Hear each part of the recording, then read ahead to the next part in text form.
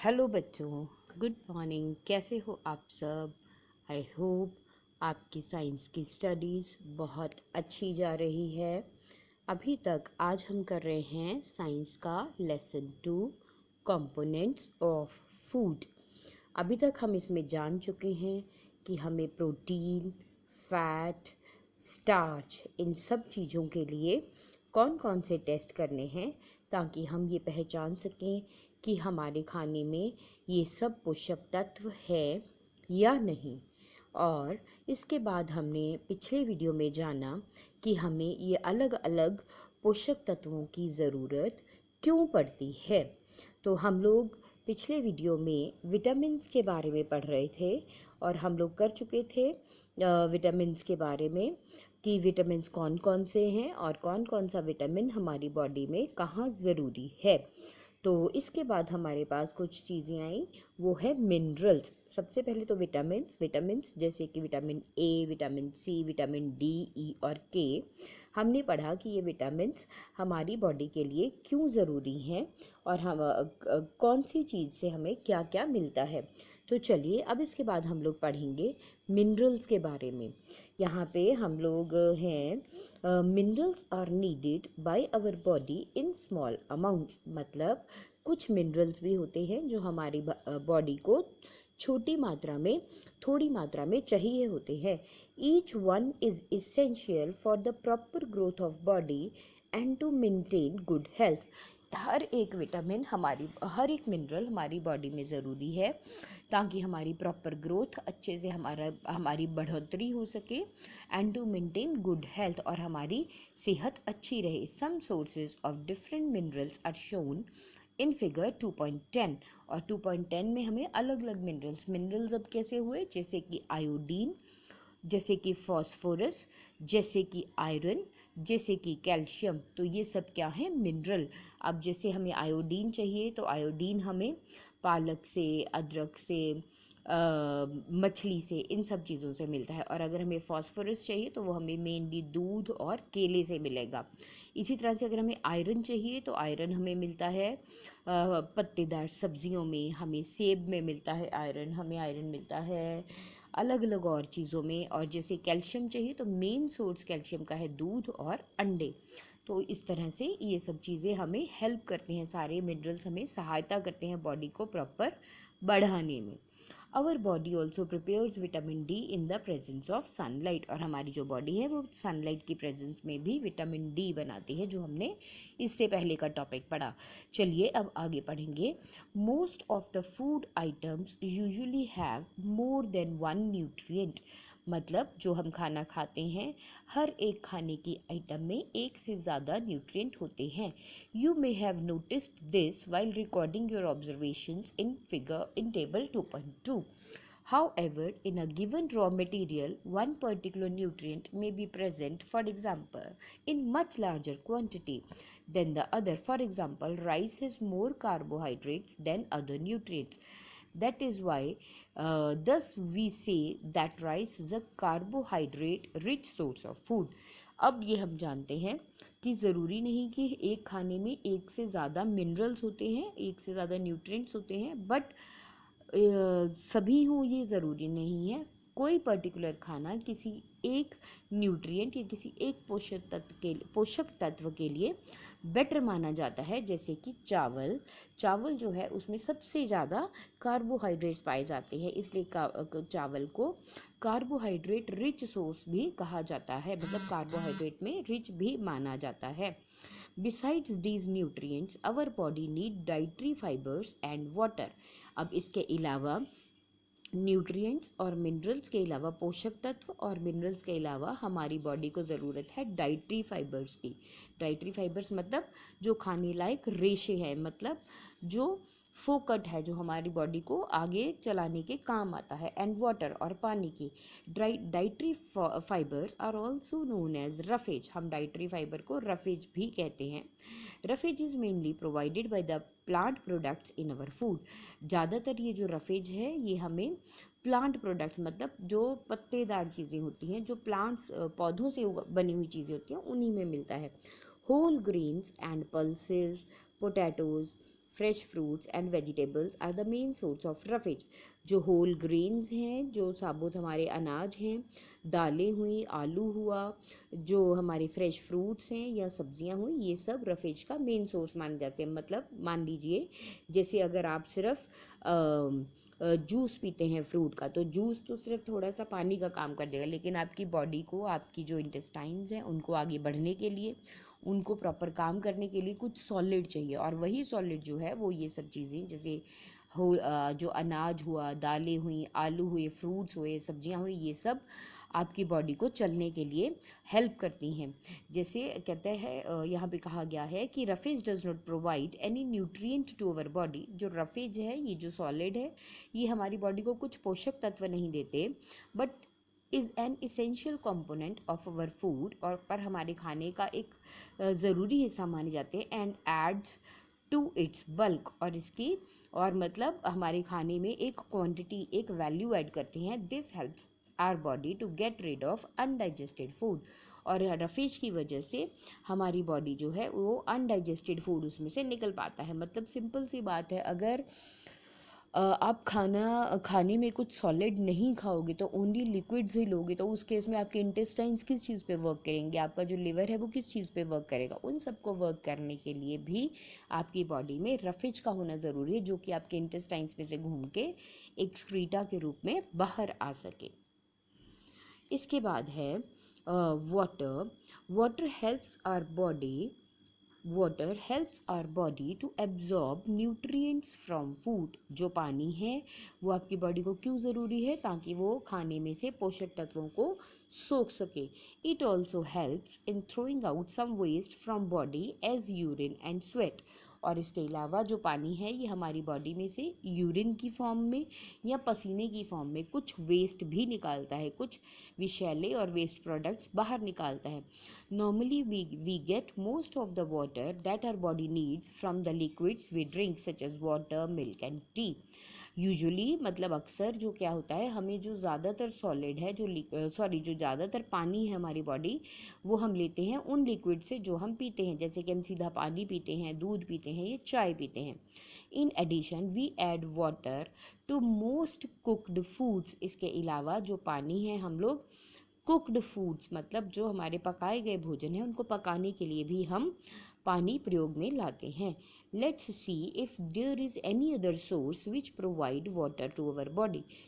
आइए अब हम देखते हैं कि क्या इसके अलावा भी कोई सोर्स है जो हमारी बॉडी को पानी प्रोवाइड करता है। यहाँ पे एक छोटी सी एक्टिविटी है। टेक अ टमाटो और अ फ्रूट लाइक लेमन। चलिए एक छोटा सा टमाटर लें और या फिर एक खट्टा फ्रूट लेते हैं जैसे कि नींबू। Cut it into two pieces. इसको दो भागों में काटे। Do your hands get wet while doing so. और ये सब करते हुए अपने हाथों को गीला कर लें। Carefully observe when vegetables and fruits are being cut, peeled, grated और मैश्ड एट योर होम। सबसे पहले तो हम ध्यान से देखें कब, जब हम सब्जियां काटते हैं, फल काटते हैं, पील्ड मतलब उनको छीलते हैं, ग्रेट मतलब उनको कसते हैं, कद्दूकस करते हैं, और मैश्ड या हम उनको मसलते हैं। Do you find any fresh vegetable और fruits that do not contain some amount of water. क्या आपको कभी कुछ ऐसे फ्रेश सब्जियां या फल मिले जिनमें बिल्कुल भी पानी ना हो? ऐसा हो ही नहीं सकता। We see many food materials themselves to contain water. हम ये खुद देखेंगे कि खाने की बहुत सी चीज़ों में खुद से ही पानी होता है। To some extent our body needs are met by this water. काफ़ी हद तक जो है हमारी बॉडी की जो ज़रूरतें हैं, हमारे शरीर की जो ज़रूरतें हैं, वो इस पानी के द्वारा पूरी हो जाती हैं। अपार्ट फ्रॉम दिस, इसके अलावा we also add water while cooking many food items. हम पानी को ऐड करते हैं बहुत से खाने पकाते हुए। अब हम सबसे इम्पॉर्टेंट पार्ट करेंगे, that is balanced diet. Mainly balanced diet क्या है?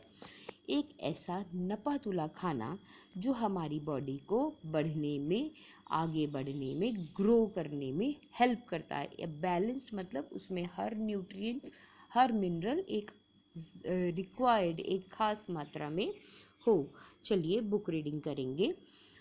The food we normally eat in a day is our diet. जो खाना हम दिन में खाते हैं उसे हम अपना अपना भोजन मानते हैं। For growth and maintenance of good health our diet should have all the nutrients that our body needs. अगर हम अच्छे से बढ़ना चाहते हैं और अपनी सेहत को अच्छे से मेंटेन करना चाहते हैं तो हमारा जो खाना है उसमें वो सब पोषक तत्व होने चाहिए जो कि हमारी बॉडी को चाहिए, इन राइट क्वांटिटीज़, मतलब सही मात्रा में सारे पोषक तत्व होने चाहिए जो हमारी बॉडी को चाहिए। Not too much of one and not too little of the other, मतलब कोई एक पोषक तत्व बहुत ज़्यादा भी ना हो और कोई दूसरा बहुत कम भी ना हो। The diet should also contain a good amount of roughage and water, और जो हमारा खाना है उसमें सही मात्रा में रफेज भी हो और पानी भी हो। Such a diet is called a balanced diet, और इस तरह के भोजन को हम लोग बैलेंस्ड डाइट के नाम से जानते हैं। Do you think that people of all ages needs the same type of diet? क्या आप ये सोचते हैं कि सभी उम्र के लोगों को सेम तरह का खाना चाहिए? डू यू ऑल्सो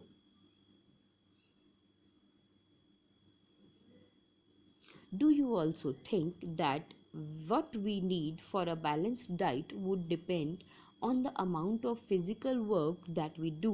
क्या आप ये सोचते हैं कि हमारे खाने में हम कितनी बैलेंस डाइट लें या हमारी बैलेंस डाइट में क्या होना चाहिए, ये डिपेंड करेगा उस काम पे भी जो हम करते हैं।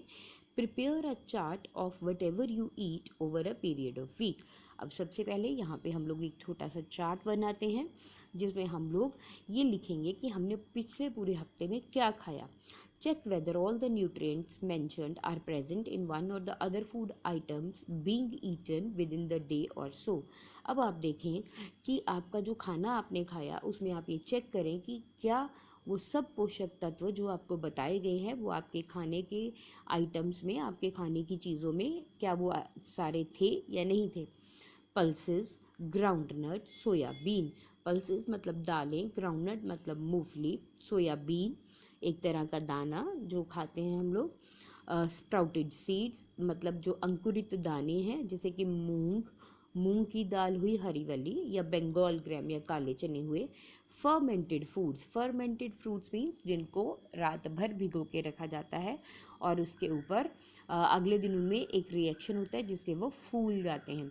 जैसे कि south Indian food such as idlis, जैसे अगर हम इडली देखें तो जो इडली है उसमें हम लोग रात में चावल और उड़द दाल को भिगो कर रखते हैं, जब वो अगले दिन सुबह भीग कर फूल जाती है मतलब फर्मेंट हो जाती है तो हम उसको पीस कर फिर उससे इडली बनाते हैं। कॉम्बिनेशन ऑफ फ्लोर्स, जैसे यहाँ पे हम लोग कॉम्बिनेशन ऑफ फ्लोर्स मतलब मिक्स्ड, जैसे मल्टीग्रेन आटे का आजकल बहुत ट्रेंड है तो वही हम बोल रहे हैं मिस्सी रोटी। कॉम्बिनेशन ऑफ फ्लोर्स में हम लोग जैसे मिस्सी रोटी बनाते हैं तो हम लोग उसमें या तो मक्की का आटा और गेहूं का आटा मिलाते हैं या फिर हम उसमें बेसन और गेहूं का आटा मिलाते हैं, तो इस तरह की चीज़ें। एंड थेपला, और जो कि गुजरात में खाया जाता है, made from cereals and pulses. ये सब चीज़ें दालें और अलग अलग अनाज मिलाकर बनाई जाती हैं। बनाना हम केला खाते हैं, स्पिनैच जो पालक खाते हैं, सत्तू खाते हैं, जैगरी मतलब जो हम गुड़ खाते हैं, available vegetables and other such foods provide many nutrients. जो हम सब्जियां खाते हैं या फिर और जो हम खाना खाते हैं वो सब हमें बहुत सारे पोषक तत्व प्रदान करते हैं। Therefore one can eat a balanced diet without expensive food materials. तो इस तरह से हम लोग एक सही जो डाइट है, जो बैलेंस्ड डाइट है, बिना ज़्यादा पैसा खर्चे या महंगे फूड मटेरियल्स के बिना भी खा सकते हैं। Eating the right kind of food is not enough. अब सही खाना खाना ही हमारे लिए काफ़ी नहीं है। It should also be cooked properly, और इसको अच्छे से पका होना भी ज़रूरी है, so that its nutrients are not lost. अब इसको इस तरह से पकाया जाए कि उसके पोषक तत्व नष्ट ना हो। Are you aware that some nutrients get lost in the process of cooking and preparation? क्या आपको ये पता है कि कुछ जो पोषक तत्व हैं वो पकाने के दौरान ख़त्म हो जाते हैं? If the vegetables and fruits are washed after cutting और पीलिंग देम, अगर हम जो हमारे सब्जियां हैं या हमारे जो फल हैं अगर हम उनको काटने या छीलने के बाद धोएं तो it may result in the loss of some vitamins. मतलब जो हमारी खाने की चीज़ें हैं उनको काटने और छीलने से पहले धोया जाना चाहिए। अगर हम उनको काटने और छीलने के बाद में धोते हैं तो उनमें से कुछ पोषक तत्व पानी के साथ घुलकर ख़त्म हो जाते हैं। The skins of many vegetables and fruits contain vitamins and minerals। जो हमारे बहुत सी सब्जियां और फल हैं उनके छिलकों में कई विटामिन और मिनरल पाए जाते हैं। Similarly repeated washing of rice and pulses में remove some vitamins and minerals present in them. इसी तरह से जो हमारे चावल हैं या जो हमारी दालें हैं, अगर हम उनको बार बार धोएं, मतलब ज़रूरत से ज़्यादा धोएं, तो जितनी बार हम उनको वॉश करेंगे उनमें से जो विटामिन्स और मिनरल्स हैं वो पानी में घुल के गिर भी सकते हैं। We all know that cooking improves the taste of food and make it easier to digest। हम सभी अच्छे से जानते हैं कि जो खाने को पकाना है उसकी वजह से खाने का टेस्ट भी अच्छा हो जाता है और ये हमारे पचने में भी आसान हो जाती है। At the same time cooking also results in the loss of certain nutrients। इसके अलावा सही उसी समय जो कुकिंग है, खाने को पकाए जाने से उसमें कुछ पोषक तत्व खत्म भी हो जाते हैं। Many useful proteins and considerable amounts of minerals are lost if excess water is used during the cooking and is then thrown away। मतलब अगर हम खाने को पकाते हुए उसमें ज़रूरत से ज़्यादा पानी हम लोग यूज़ करें और जब हम उस पानी को फेंक देते हैं तो हमारे खाने में से बहुत से लाभदायक प्रोटीन्स जो हैं और काफ़ी मिनरल्स हैं वो पानी में घुलकर निकल जाते हैं। Vitamin C gets easily destroyed by heat during cooking. अगर हम यहाँ पे जानें कि जो विटामिन सी है वो बहुत आसानी से खाना पकते हुए खराब हो जाता है। Would it not be sensible to include some fruits and raw vegetables in our diet. तो क्या ये समझदारी ना होगी कि हम अपने खाने में कुछ फ्रूट्स या कच्ची सब्जियां भी ऐड करें। Boojho thought that fats would be the best food to eat all the time. अब यहाँ पे हम देखेंगे कि ये जो बूझो है ये सोचता है कि जो सिर्फ फैट्स है वही खाना हमारे लिए हमेशा अच्छा है। A katori of fat will give much more energy than the katori of carbohydrate rich food. अब उसका ये सोचना है कि अगर हम एक कटोरी घी या मक्खन या कुछ ऐसा खाएं उससे हमें एक कटोरी कार्बोहाइड्रेट के मुकाबले ज़्यादा एनर्जी मिलेगी। Isn't it? क्या ऐसा होगा? So he ate nothing but food rich in fats. तो इसलिए उसने क्या किया, उसने सिर्फ फैट्स में जो रिच फूड थे, जिन फूड्स में खूब सारी वसा थी वही खाए। जैसे फ्राइड फूड खाई, समोसा खाया, पूरी खाई, मलाई खाई, रबड़ी खाई and peda.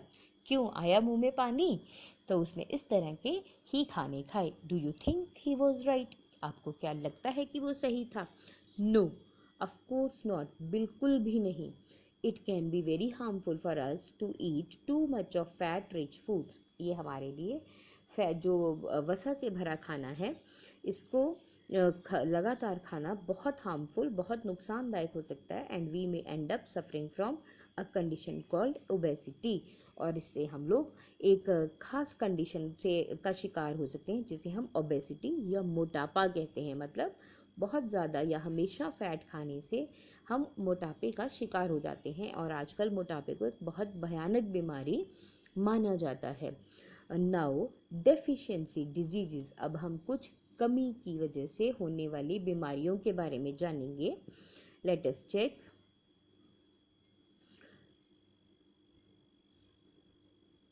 A person may be getting enough food to eat but sometimes the food may not contain a particular nutrients। मतलब हम लोग हमेशा खाना खाते हैं और हमें वो काफ़ी भोजन भी एक इंसान खाता हो सकता है, बट समटाइम्स, पर कभी कभी, the food may not contain a particular nutrient. परंतु कभी कभी उसके खाए गए भोजन में चाहे वो काफ़ी हो, अच्छा हो, लेकिन उसमें कभी कभी कोई खास पोषक तत्व नहीं मिलता।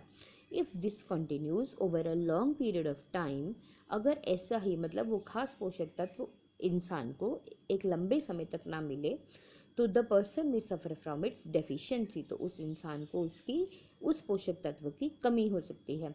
डेफिशिएंसी ऑफ वन और मोर न्यूट्रिएंट्स कैन कॉज डिजीजेस और disorders in our body.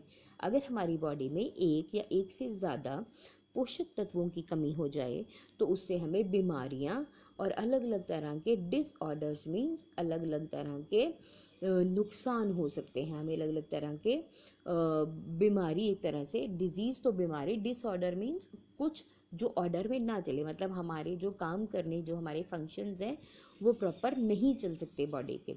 Diseases that occur due to lack of nutrients over a long period are called deficiency diseases, मतलब वो बीमारियां जो होती हैं due to the lack of nutrients, हमारे जो न्यूट्रिएंट्स हैं, जो हमारे पोषक तत्व हैं, उनकी कमी की वजह से, जो कि लंबे समय तक पोषक तत्वों की कमी की वजह से होती हैं, उन्हें हम लोग कहते हैं deficiency diseases. If a person does not get enough proteins in his or her life for a long time, he or she is likely to have stunted growth। मतलब अगर किसी पर्सन को लंबे समय तक प्रोटीन्स ना मिले तो उसकी वजह से उसकी जो ग्रोथ है स्टंटेड, मतलब बुरी हो सकती है। उसकी ग्रोथ जो है, उसका जो बढ़ोतरी है वो अच्छे से नहीं हो सकती।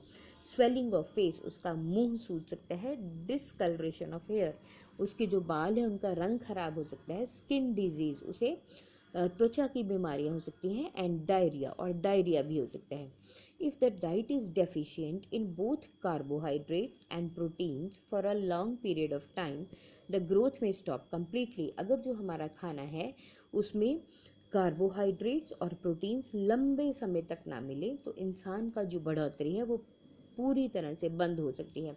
सच a person becomes very lean, इस तरह का इंसान बहुत पतला हो जाएगा। एंड थिन, और बहुत लीन एंड थिन, वो बहुत पतला हो जाएगा। एंड सो वीक, और वो इतना कमज़ोर होगा that he she may not even be able to move, कि वो अच्छे से हिल भी नहीं पाएगा। Deficiency of different vitamins and minerals may also result in certain diseases and disorders. इसी तरह से जो अलग अलग तरह के विटामिन्स हैं, मिनरल्स हैं, उनकी जो कमी है वो हमारी बॉडी में कई तरह की बीमारियां और डिसऑर्डर्स पैदा कर सकती है। All the deficiency diseases can be prevented by taking the balanced diet। जो हमारी deficiency diseases हैं इन सबको हम लोग प्रिवेंट कर सकते हैं, इन सबको हम लोग रोक सकते हैं। किस तरह से? By taking a balanced diet, जब हम बैलेंस्ड डाइट अच्छे से लेंगे। In this chapter, we asked ourselves the reason why widely varying food from different regions had a common। Yes, इस चैप्टर में हमने अपने आप से ये पूछा, द रीज़न, ये कारण पूछा था, why widely varying food from different regions had a common distribution.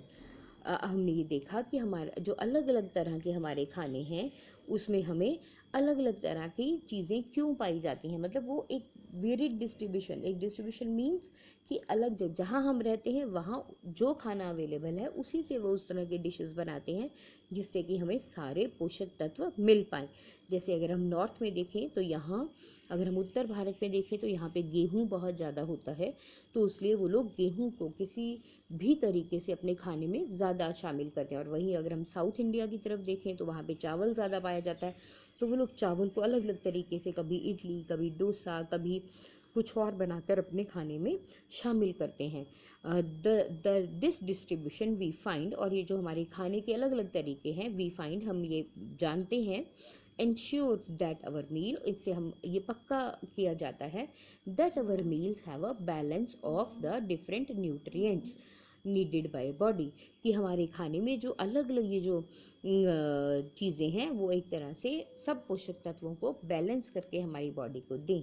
अगर हम ध्यान से देखें तो यहाँ पे आपको एक टेबल दिया गया है, तो इसमें वो देखेंगे आपको जैसे कि किस किस विटामिन या मिनरल की कमी से क्या बीमारी होती है और क्या उसके लक्षण हैं। जैसे विटामिन ए है, लॉस ऑफ विजन, इससे हमारी आंखों कमज़ोर हो सकती हैं। पुअर विजन, हमें नज़र कम आता है। Loss of vision in darkness, हमें रात में कम नज़र आता है। Sometimes complete loss of vision, और कभी कभी हमारी जो नज़र है वो पूरी तरह से ख़त्म हो जाती है। विटामिन B1, इससे हमें बेरी बेरी डिजीज़ होती है। वीक मसल्स, हमारे जो मसल्स हैं वो वीक हो जाते हैं, कमज़ोर हो जाते हैं। And very little energy to work, और हमें काम करने की बहुत कम एनर्जी मिलती है। विटामिन सी की कमी से होती है स्कर्वी। स्कर्वी क्या बीमारी है? ब्लीडिंग गम्स, मतलब हमारे जो मसूड़े हैं, जो गम्स हैं, वो उनमें से खून निकलेगा। Wounds take long time to heal, और जो हमारे ज़ख्म हैं उनको ठीक होने में बहुत ज़्यादा टाइम लगता है। विटामिन डी की कमी से होती है rickets. Bones become soft and bend, तो इसकी वजह से क्या होता है, जो हमारी हड्डियां हैं वो कमज़ोर हो जाती हैं, बेंड और मुड़ जाती हैं। जैसे कई लोगों की जो पीठ है उसमें कुबड़ निकल आता है। कैल्शियम की कमी से क्या होता है? बोन एंड टूथ डिके, इससे क्या होता है, बोन, हमारी हड्डियाँ जो हैं, मतलब हमारी हड्डियाँ और हमारे टूथ डिके, हमारे दांत सड़ जाते हैं। वीक बोन्स, हमारी हड्डियाँ वीक होती हैं। टूथ डिके होता है, मतलब इससे हमारी जो, अगर कैल्शियम की कमी हो तो हमारे दांत सड़ जाएंगे। आयोडीन से हमारा एक रोग होता है जिसे बोलते हैं goitre. Glands in the neck appear swollen, हमारी गर्दन में नीचे 2 ग्लैंड्स होते हैं दोनों तरफ। वो जो ग्लैंड्स हैं वो उनमें सूजन आ जाती है। And mental disability in children, और अगर बच्चों में ये डिजीज़ हो जाए तो उससे उनका जो दिमाग है वो मेंटल डिसेबिलिटी, मतलब वो कुछ कामों को नहीं कर पाते। इसी तरह से आयरन, अगर आयरन की कमी हो तो होता है अनीमिया, और अनीमिया की निशानी क्या है? वीकनेस, कि हमारी बॉडी में हम लोग बहुत कमज़ोरी फील करते हैं। तो इस चैप्टर में हमने जाना बैलेंस्ड डाइट क्या है, carbohydrates, energy, fat, mineral, nutrients, proteins, roughage, scurvy के बारे में जाना, स्टार्च के बारे में जाना, और विटामिन्स के बारे में जाना। आई होप आपको ये चैप्टर अच्छे से समझ आया। Keep learning, keep watching and keep liking my videos. Thank you.